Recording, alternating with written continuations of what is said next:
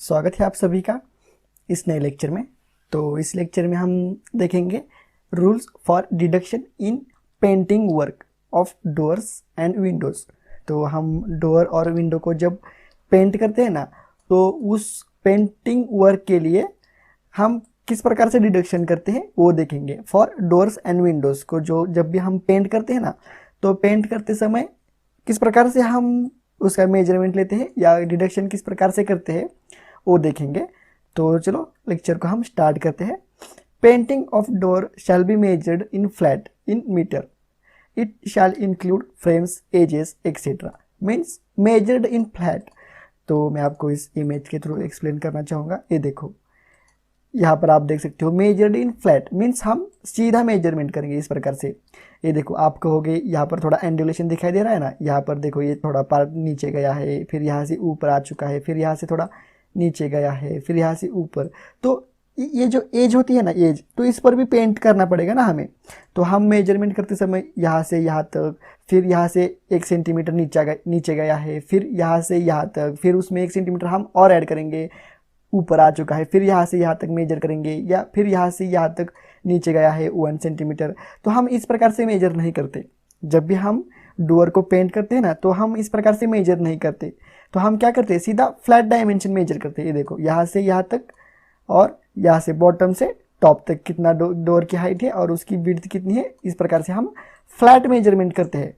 समझ में आ गया फर्स्ट पॉइंट हमारा, फ्लैट मेजरमेंट। उसमें फ्रेम भी इंक्लूड होती है, एजेस भी इंक्लूड हो जाते हैं, या पैनल कहो, सब कुछ इंक्लूड हो जाता है डोर विंडो में। Different type of door and Windows shall be grouped under one items and the area of uneven surface shall be covered into the equivalent area. Uneven surface, uneven अभी भी हमने देखा, जो भी डोर था उसका uneven surface था। Means 1 centimetre से नीचे गया, फिर बाद में ऊपर आया, अकॉर्डिंग टू डिजाइन। जो भी डोर की या विंडो की डिज़ाइन होती है, तो उसी की according to design uneven surface हो जाता है उस डोर का या विंडो का। तो उसे हम कवर्ड क्या करेंगे, इक्विवेलेंट एरिया में। मीन्स जिस प्रकार से हमने फ्लैट डायमेंशन लिया था ना, फ्लैट डायमेंशन लेके हम इक्विवेलेंट एरिया निकालते हैं। समझ में आ गया। फिर क्या थर्ड पॉइंट क्या है, the multiplying factors for different door surface are given below. तो हम क्या करेंगे, इक्विवेलेंट एरिया निकालेंगे, फ्लैट मेजरमेंट करेंगे, उसके बाद इक्विवेलेंट एरिया निकालेंगे, और उसके बाद हम मल्टीप्लाइंग फैक्टर से हम उसे मल्टीप्लाई करेंगे। मीन्स जो भी डिडक्शन करना पड़ता है ना, उसी का फैक्टर दिया है हमें, यहाँ पर IS कोड ने दिया है फैक्टर। तो चलो टाइप्स ऑफ कौन कौन से टाइप के डोर के लिए कौन कौन सा मल्टीप्लाइंग फैक्टर है वो देख लेते हैं हम यहाँ पर। तो यहाँ पर सबसे पहले पर्टिकुलर्स मीन्स इस टाइप के डोर अगर डोर होंगे या विंडो होंगे, तो हम ये मल्टीप्लाइंग फैक्टर हम यूज़ करेंगे। तो चलो सबसे फर्स्ट हम देखते हैं पैनल्ड, लेग्ड, बैटेंड एंड फ्रेम्ड। अगर हमारा इस टाइप का अगर डोर हो जाएगा या विंडो होगा, तो हम मल्टीप्लाइंग फैक्टर क्या रखेंगे, 9/8 फॉर 1 साइड। समझ में आ गया, फॉर 1 साइड। मीन्स मैं आपको यहाँ पर ये देखो, यह हमारा क्या है, पैनल्ड एंड फ्रेम्ड डोर है। और उसके बाद आप देख सकते हो यहाँ पर लेग्ड और बैटेंड डोर है। तो इस डोर की जब भी हम पेंटिंग करेंगे ना, कौन सा भी एक डोर लो आप, तो मैं ये लेता हूँ डोर। तो इस डोर के हम मेजरमेंट क्या करेंगे, फ्लैट मेजरमेंट करेंगे। मीन्स ये देखो, यहाँ से यहाँ तक इसकी विड्थ या लेंथ मान लो, और यहाँ से यहाँ तक इसकी हाइट हो चुकी। समझ में आ गया। फिर हम क्या निकालेंगे, इक्विवेलेंट एरिया निकालेंगे। इसकी विड्थ मान लेता हूँ मैं, और इसकी मैं हाइट मान लेता हूँ। H इंटू W करने से हमें क्या मिल जाएगा, इक्विवेलेंट एरिया मिल जाएगा। उसके बाद हम क्या करेंगे, 1 साइड को अगर मान लो हम हमारा एरिया, फॉर एग्जांपल हमारा एरिया अगर आ गया, कितना लेते हैं, फॉर एग्जांपल हम कितना लेंगे, मान लेते हैं हम 2 मीटर स्क्वायर हमारा एरिया आ जाता है डोर का।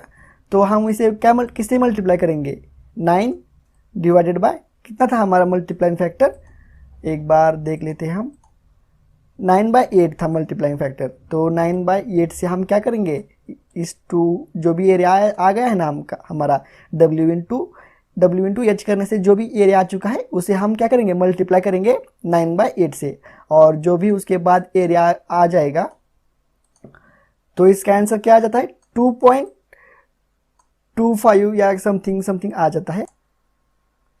2.25 इसका एरिया आ गया वन साइड का। मान लो हम अगर ये मान लो हम एक्सटर्नल साइड, ये देखो ये हो चुके हमारे एक्सटर्नल साइड, और इस एक्सटर्नल सिर्फ हम वन फेस को ही मल्टीप्लाई करेंगे 9/8 को, और जो भी इसके पीछे की साइड मीन्स इंटरनल साइड होगी ना, डोर को 2 साइड्स होती है, ये जो आप देख रहे हैं ये मान लेते हैं हम एक्सटर्नल है, तो इसके पीछे इंटरनल होगी। क्यों? क्योंकि हमें पेंटिंग करते समय आगे भी ये जो देखो एक्सटर्नल साइड को भी हमें पेंटिंग करनी पड़ेगी और इंटरनल साइड को भी, मीन्स डोर के पीछे वाली साइड में भी हमें पेंटिंग करनी पड़ेगी।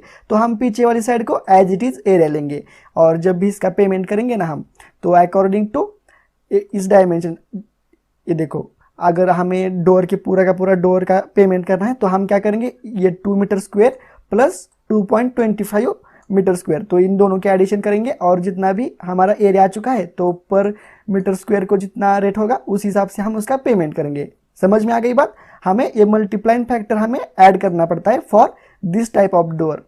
जो भी हमने आप डोर के टाइप देखे ना, लेग्ड एंड बैटेंड एंड ये वाला पैनल्ड एंड फ्रेम्ड, अगर हमारा इस टाइप का डोर होगा तो हम मल्टीप्लाइंग फैक्टर यूज करेंगे फॉर वन साइड ओनली, सिर्फ वन साइड को ही हम ये फैक्टर यूज करेंगे, और जो भी अदर साइड होती है चाहे आप एक्सटर्नल लो या इंटरनल लो, सिर्फ वन साइड को ये फैक्टर मल्टीप्लाई करना, और जो सेकेंड साइड मीन्स जो दूसरी साइड होती है उसको आप जिस जैसे है वैसे ही लेना, मीन्स जैसा इक्विवेलेंट एरिया है उतना ही एरिया लेना, और वन साइड को क्या करना, इक्विवेलेंट एरिया को मल्टीप्लाई करना। समझ में आ गया? अब हम नेक्स्ट स्टेप देखेंगे फुल्ली ग्लेज्ड। अगर हमारा डोर या विंडो फुल्ली ग्लेज्ड होगा तो हम क्या करेंगे, 1.1 डिवाइडेड बाय 2 से हम उसे मल्टीप्लाई करेंगे फॉर वन साइड। 1/2 मीन्स 0.5 से हम मल्टीप्लाई करेंगे। मैं आपको दिखाता हूँ, ये देखो इस टाइप का अगर फुल्ली ग्लेज्ड अगर हमारा डोर होगा तो हम, ये जो ग्लास दिख रहा है ना आपको, तो यहाँ पर तो हम पेंट नहीं करेंगे, हम सिर्फ फ्रेम को ही पेंट करेंगे। तो हम एरिया मेजर करते समय ये देखो ये डोर की हो चुकी इसकी विड्थ और ये हो चुकी इसकी हाइट डोर की पूरी। तो हम क्या करेंगे, ये सब कुछ निकाल के हम एरिया निकालेंगे इक्विवेलेंट। तो मान लेते हैं हम 2 एरिया आ चुका, तो हम इसे मल्टीप्लाई किससे करेंगे, 1/2 मीन्स 0.5 से हम इसे मल्टीप्लाई करेंगे। तो एक्चुअल में एरिया कितना आता है, 1 मीटर स्क्वायर एरिया आता है। तो हम पेमेंट करते समय एक्चुअल में कितना आया था, इक्विवेलेंट 2 आया था, फिर भी हम पेमेंट करते समय सिर्फ 1 मीटर स्क्वायर का ही पेमेंट देंगे। समझ में आ रहा है ना आपको? क्यों? क्योंकि ये फुल्ली ग्लेज्ड डोर है। आप ऐसा नहीं कर सकते कि आपने ये फ्रेम अलग मेजर की, उसके बाद अपने ग्लास अलग से मेजर किया, तो उसमें बहुत सारा टाइम लग जाता है। तो इसलिए IS कोड ने हमें शॉर्टकट दिया है या रूल्स दिए हैं, तो इस रूल को हम फॉलो करके हम मेजर कर सकते हैं। समझ में आया? जब भी हम इस type fully glazed type door को पेंट करेंगे तो हम वन साइड ही ये फैक्टर अप्लाई करेंगे, मीन्स मल्टीप्लाई करेंगे इस फैक्टर से, और जो भी इसके पीछे वाले साइड होते हैं ना डोर की, तो वो एज इट इज रखेंगे। तो इसके पीछे वाला भी हम 2 मान लेते हैं, तो टोटल एरिया कितना आ चुका, 2 + 1 तो 3, हम 3 मीटर स्क्वायर का पेमेंट देंगे, 3 मीटर स्क्वायर एरिया का हम पेमेंट देंगे। समझ में आ गया? तो इस टाइप में रूल्स होते हैं फॉर पेंटिंग वर्क के लिए, डोर और विंडो के लिए। तो फुल्ली ग्लेज्ड हो चुका, इसके लिए 1.1/2 है, मीन्स 0.5 फॉर वन साइड, सिर्फ वन साइड को मल्टीप्लाई करना है, दूसरी साइड को मल्टीप्लाई नहीं करना। अब हम देखेंगे partially panelled and partially glazed window. तो इस टाइप के लिए कौन सा भी मल्टीप्लाइंग फैक्टर नहीं है, सिर्फ 1 फॉर वन साइड, मीन्स जैसा है वैसा ही रहने देता है, जितना एरिया है उतना ही रहने देंगे। मैं आपको इमेज के थ्रू एक्सप्लेन करता हूँ।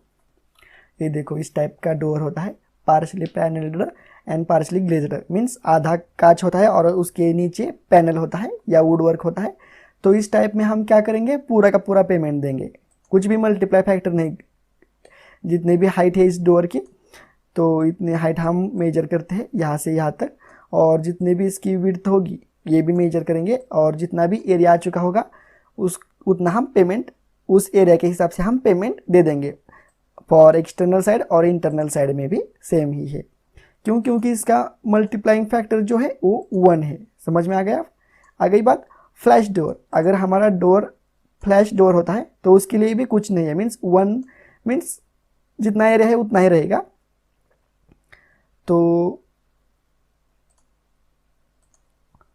तो मैं आपको फ्लश डोर दिखाता हूँ किस टाइप में वो दिखता है।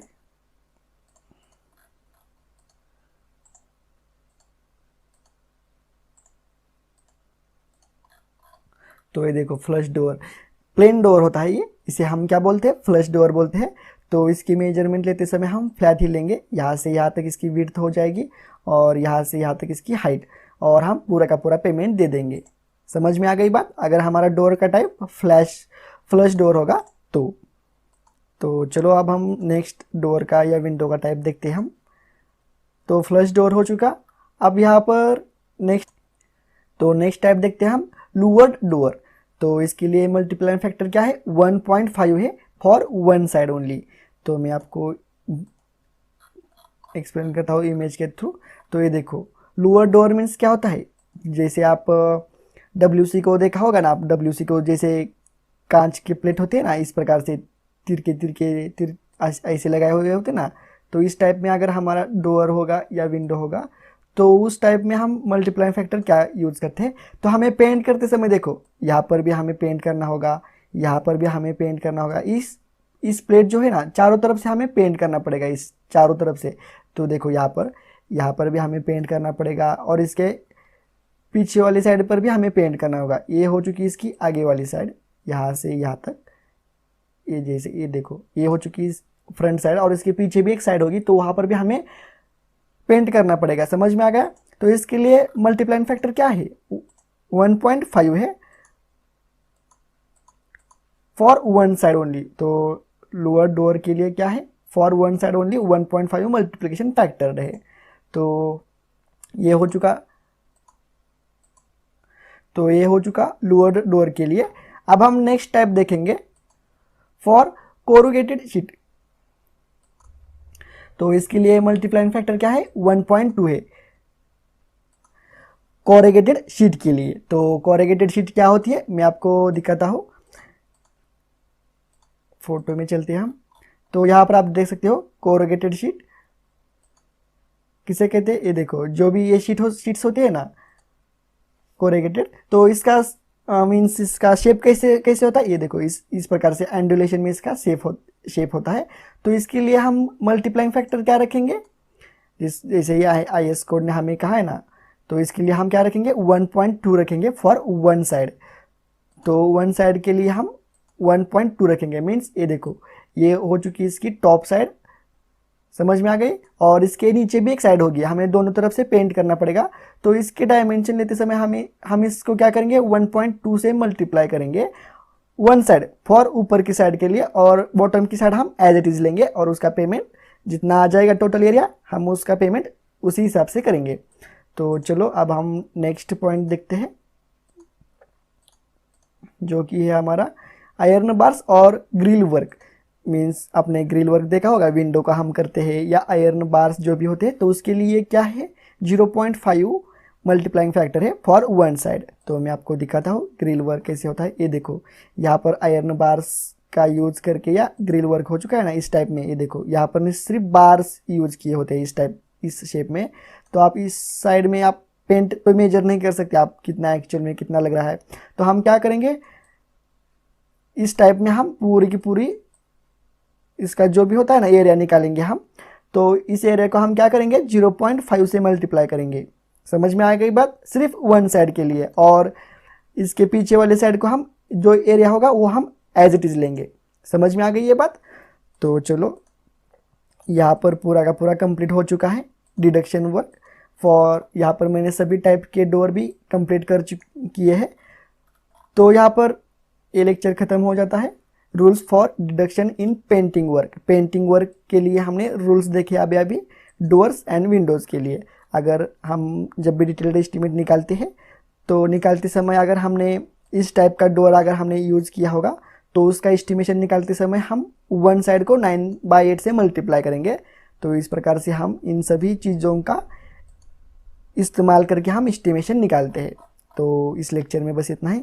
अगर ये लेक्चर आपको हेल्पफुल रहा होगा तो लाइक करो, शेयर करो और कमेंट भी करके मुझे बता सकते हो कि आपको ये लेक्चर कैसा लगा। तो चलो मिलते हैं हम नेक्स्ट लेक्चर में, जो कि हम स्टार्ट करेंगे 1.9 description specification of items of works as per the PWD and DSR। तो चलो